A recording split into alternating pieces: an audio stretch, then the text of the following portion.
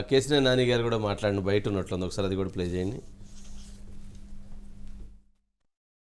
ఈరోజు మీ అందరికీ తెలుసు, ఈ మధ్య నేను వైఎస్ఆర్ కుటుంబంలో నేను కూడా చేరటం జరిగింది 20 రోజుల క్రితం. ఒకటైతే నేను ఖచ్చితంగా చెప్పగలను, నమ్మకానికి మారుపేరు జగన్మోహన్ రెడ్డి గారు, మోసానికి మారుపేరు చంద్రబాబు నాయుడు గారు.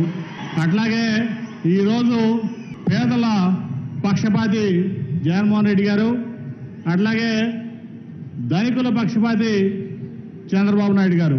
మీకు ఇంకోటి ఏంటంటే, ఈరోజు సమాజం కోసం పాటుపడేది జగన్మోహన్ రెడ్డి గారు అయితే, కేవలం పనికి మాలిన కొడుకు కోసం పాటుపడేది చంద్రబాబు నాయుడు గారు అని సందర్భంగా చెప్తున్నారు.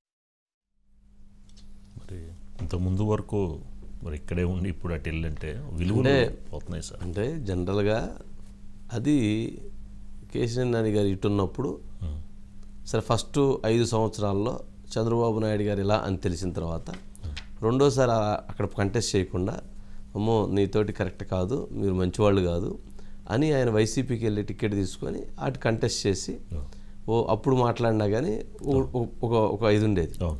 2 సార్లు ఆ పార్టీలో సీటు తీసుకొని 2 సార్లు గెలిచి 2 సార్లు మూడోసారి సీటు లేదు అనేటప్పటికీ ఆ పార్టీ నుంచి మారి ఈ పార్టీలోకి వచ్చి ఈ పార్టీలో ఆయన ఆ పార్టీలో ఉన్నప్పుడు ఏమన్నా జగన్మోహన్ రెడ్డి గారిని దొంగ అన్నారు, ఇప్పుడేమన్నా ఈ పార్టీలోకి వచ్చిన తర్వాత ఆ పార్టీలో ఆయన మోసకారి, ఈయన నమ్మకమైనటువంటి వ్యక్తి అని చెప్తున్నారు. రాజకీయాల్లో అంటే జనరల్గా కొంచెం కేసీఆర్ నాని గారికి సంబంధించి ఆయన కొంత ఓపెన్గా మాట్లాడతాడు కానీ, బట్ ఆయన కూడా ఒక మామూలు పొలిటీషియన్ల కంటే కూడా ఇంకా తగ్గి ఇంకా లోబడి ఆయన మాట్లాడుతున్నారు అని అంటే దాన్ని ప్రజలు నిర్ణయిస్తారు. జనరల్గా ఆ సభలో మిగిలినటువంటి వాళ్ళకి అవకాశం ఉండేది, కానీ అక్కడ ఆయనతోటి మాట్లాడించడానికి గల కారణం ఏంటంటే చంద్రబాబు నాయుడు గారిని తిట్టించడానికి ఆయన చేత మాట్లాడించేటువంటి ప్రయత్నం చేస్తున్నారు. సరే జనరల్గా పార్టీ మారారు కాబట్టి అక్కడ ఉన్నటువంటి పార్టీ నేతల మెప్పు పొందాలంటే వారు రేపు ఎన్నికల సందర్భంగా వాళ్ళు పూర్తిగా సపోర్టు సహాయ సహకారాలు అందించాలంటే మరి చంద్రబాబు నాయుడు గారిని తిడితేనే సహకరిస్తారు.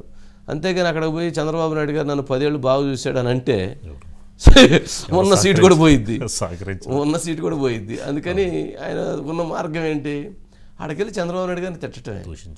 అందుకనే అక్కడ ఇప్పుడు తెలుగుదేశం పార్టీలో ఉన్న నేతల్ని చంద్రబాబు నాయుడు గారిని ఎవరైతే వైసీపీలో తిడుతుంటారో వాళ్ళకి కాస్త ప్రాధాన్యత ఎక్కువ ఉండేది అక్కడ. అలాగే ఇప్పుడు వీరు కూడా అలా తిడితే వీరికి కూడా కొంచెం ప్రాధాన్యత పెరిగిద్ది. అంతేగాని వీరు సౌమ్యంగా ఉంటే కుదరదు కదా.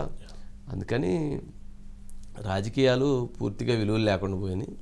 విలువలు లేకుండా మాకు విలువలు ఉండయి, మేము విలువలతో ఉన్నాము అని చెప్పేటువంటి నేతలు ఎవరన్నా ఉంటే వాళ్ళు కూడా మాటలు చెబుతారు తప్పితే మాటల వరకు బాగానే ఉంటుంది. రాజకీయ నాయకుల యొక్క మాటలు నీటి మీద రాతలు. నీటి మీద మనం ఏదన్నా రాసామనుకో, పెన్నుతోటో ఏళ్ళతోటో ఏదైనా రాస్తే ఏమన్నా ఉండిద్దా? ఏముండదు. ఎట్టు పెట్టి రాస్తే ఏమన్నా ఉండిద్దా? మనం ఏది రాసినా ఇప్పుడు కొడాల నాని గారు చెప్పినటువంటి మాటలు కూడా నీటి మీద కేసీఆర్ నాని గారు చెప్పిన మాటలు కూడా నీటి మీద రాతలు మాత్రంగానే ఉంటాయి. సరే ఎందుకు ఇంకా వారి గురించి మనం దాని మీద డిస్కషన్ అనవసరం.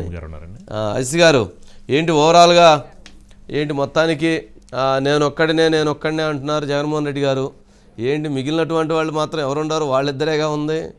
మొన్నటిగా కంటే అంటే ఇది ఎలా ఉందంటే గతంలో జగన్మోహన్ రెడ్డి గారు ఒక్క ఛాన్స్ అన్నారు, ఇప్పుడు మరొక ఛాన్స్ అన్నట్టయితే సరే ఒక ఛాన్స్ బాగా చేశాను కాబట్టి మరొక ఛాన్స్ ఇవ్వండి చెప్పొచ్చు. కానీ అది తీసేశారు. ఆ ఒక్క ఛాన్స్ అనేటువంటిది పూర్తిగా డైల్యూట్ అయిపోయింది. సిద్ధం అని అంటున్నారు, నేను ఒక్కడనే అంటున్నారు. మరి ఏంటి వారి యొక్క వ్యూహం ఏమై ఉంటుందో, వారి ఆలోచనలు ఏమని భావించాలి? వంశీ గారు అంటే ఈసారి అంటే గతంలో ప్రచారాలకు సంబంధించి ఒక ఛాన్స్ ఇవ్వండి అంటూ రాష్ట్రంలో ఉన్న అనేక సమస్యలకు సంబంధించి ముఖ్యంగా ప్రత్యేక హోదా దగ్గర నుంచి అన్నిటినీ వరుసగా పాదయాత్ర సందర్భంగా ఒక్కో వర్గం వాళ్ళ ఎజెండా తీసుకొని ఒక మేనిఫెస్టో తోటి స్వయంగా ఎలక్షన్ ప్రచారంలోకి వెళ్ళారు. సరే అది వర్కౌట్ అయింది, వచ్చారు వంశీ గారు. కానీ ఈసారి అవి ఏవి తీసుకున్నా కానీ ఎదురు వచ్చే అవకాశం కనిపిస్తుంది వంశీ గారు ఖచ్చితంగా. ఎందుకంటే సిపిఎఫ్కి సంబంధించి కానీ లేదంటే మిగిలిన ఈవెన్ పోలవరం ప్రత్యేక ఇక అన్ని సమస్యలు అలానే ఉన్నాయి. మెగా డిఎస్సి చివరికి 5 ఏళ్ల తర్వాత 6,000 వేసారుగా.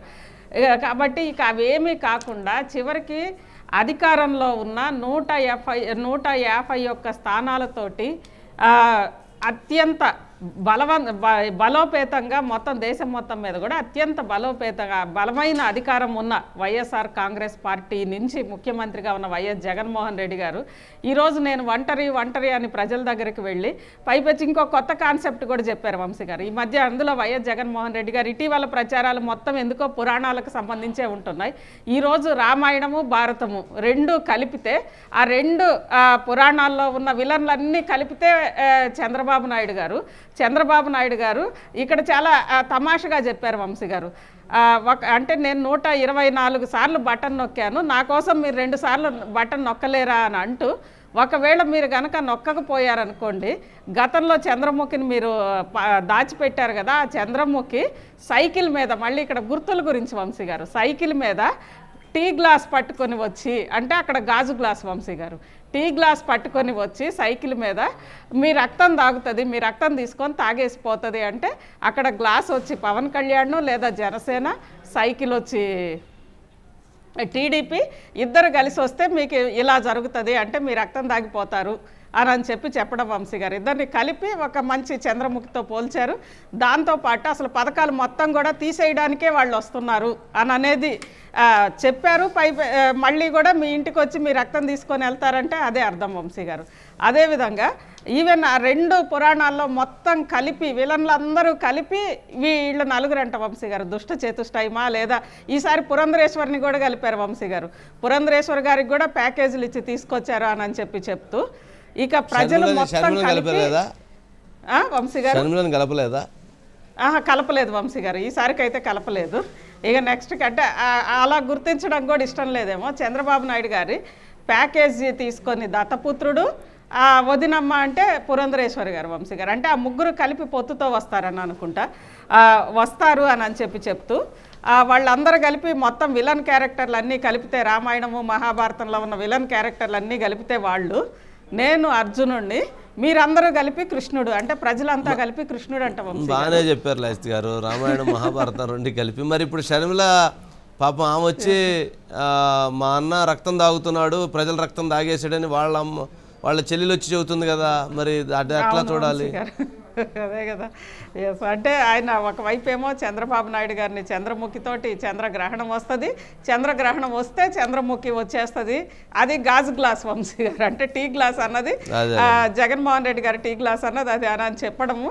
ఇటు షర్మిల మొత్తానికంటే ఇక్కడ ఒకటి ఆయన కాంగ్రెస్ షర్మిల వీటికంటే కూడా ప్రధానంగా టీడీపీ జనసేన కూటమి రావడాన్ని ప్రజల్లోకి ఎందుకంటే పురాణాల రూపంలో చెబితే నేరుగా మెదళ్లలోకి వెళ్తదేమో అననే ఒక కొత్త పందా మార్చుకున్నారు వంశీ గారు. ఎందుకంటే ఇది మరి ఐపాక్ సూచన, ఇంకొకళ్ళ సూచన ఏంటో తెలియదు కానీ మొత్తానికి పురాణాల కథల్లాగా అక్కడ చెప్తున్నారు. గరికపాటి గారు వీళ్ళందరూ కూడా పురాణాల ద్వారానే కదా వంశీ గారు మన కల్చర్ని ప్రజల్లోకి బాగా కల్చర్ అనేది ఎక్కించగలుగుతుంది. మరి దాన్ని ఫాలో అయ్యారా ఏంటో తెలియదు కానీ ఇక మొత్తం అన్ని చోట్ల గత ప్రచారంలో కూడా ఫస్ట్ కాదండి, అంతా బాగానే ఉంది కానీ అజిత్ గారు ఏంటి మీరు మరి షర్మిలకి 4 ఓట్లు వస్తాయని జగన్మోహన్ రెడ్డి గారు అంటాం ఏంటి? జగన్మోహన్ రెడ్డి గారు ఈరోజు స్టేట్మెంట్లో 4 ఓట్లు చీల్చేందుకు కాంగ్రెస్ను కూడా కదిలిరా అని చెప్పని పిలుస్తున్నారు అని ఆయన కామెంట్ చేశారు. అంటే పరోక్షంగా ఎవరినన్నారు? 4 ఓట్లు చీల్చే షర్మిలని. అంటే వారు చెప్పినట్టుగా Sharmila vote 1, brother Anil vote 1, YS Sunitha vote 1, 4వ ఓటు ఎవరిది అజిత్ గారు? మీ ఓటేనా? అదే విజయలక్ష్మి గారు ఓటా? అంతే కదా వంశీ గారు, ఖచ్చితంగా 4 ఓట్లు అంటే అయ్యే కదా. అంటే 4 ఓట్లు తప్పితే 5వ ఓటు రాదేనా? అంటే 4 ఓట్లు అంటే షర్మిలకు వచ్చేది 4 ఓట్లేనా? ఇదేంది ఇది? అంటే జగన్మోహన్ రెడ్డి గారు మరీ షర్మిలని మరీ ఆ స్థాయిలో తీసి పడేశారని అనుకోవాలి. అంటే కాంగ్రెస్ పార్టీని కానీ షర్మిలను కానీ అసలు నేను గుర్తించట్లేదు, వాళ్ళకి వచ్చేది 4 ఓట్లే, ఆ 4 ఓట్లు కూడా చంద్రబాబు నాయుడు గారు పిలిస్తే షర్మిల వస్తుంది, రా కదిలిరా అని పిలుస్తున్నారు, ఆమె వచ్చి 4 ఓట్లు వేసుకొని అంటే వెళ్ళిపోయింది. ఎన్టీఆర్ ప్రజల్ని రా కదిలిరా అన్నారు, ఈయన పార్టీలని రా కదిలిరా అనగానే దత్తపుత్రుడు వదినమ్మ వీళ్ళందరూ వస్తారు. ఆ తర్వాత ఇక 4 ఓట్లు చీల్చడానికి అని అంటూ పేరు చెప్పకుండా ఇంకా పేరు పెట్టలేదు వంశీ గారు. నెక్స్ట్ సిద్ధంలో ఖచ్చితంగా షర్మిలకు కూడా ఒక పేరు పెడతారు వంశీ గారు. ఈసారి వంశీ గారు పెట్టరంట. మీరు ఎవరి జోలికైనా పోవచ్చు కానీ షర్మిల జోలికి పోబాకండి. మీరు ఎవరి జోలికి వెళ్ళినా పర్లేదు కానీ షర్మిల జోలికి వెళ్ళబాకండి. ఎందుకంటే మీరు క్రేన్లు ఎత్తి పెడితేనే, కార్లు ఎత్తితేనే ఆ క్రేన్లో అందును కూర్చొని వచ్చింది. ఇప్పుడు అటు ఇటు అయితే రేపొద్దున జగన్మోహన్ రెడ్డి గారి ఇంటి దగ్గర పోయి ఆడ కూర్చునిద్ది. అందుకని సరే ఏదైనా చూద్దాంలేండి అజిత్ గారు. ఇక నెక్స్ట్